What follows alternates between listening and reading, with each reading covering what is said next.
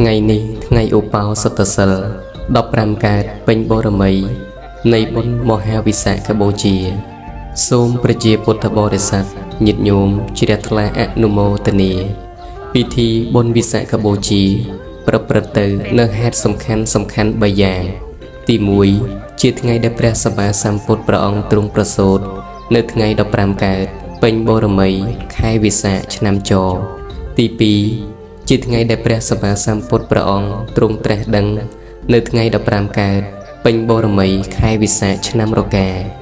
ទី3ជាថ្ងៃព្រះសម្មាសម្ពុទ្ធព្រះអង្គទ្រង់បរិនិព្វាន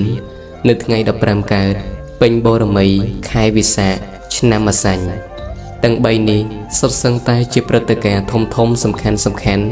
ដែលយើងប្រារព្ធពិធីបុណ្យវិសាខបូជានេះឡើងសូមញាតិញោមប្រជាពុទ្ធបរិស័ទទាំងអស់វាចាកនៅអំពើបាបទាំងពួងព្យាយាមរក្សាសិលធ្វើនៅសេចក្តីល្អទើបបាននៅសេចក្តីសុខផ្លូវកាយនិងផ្លូវចិត្ត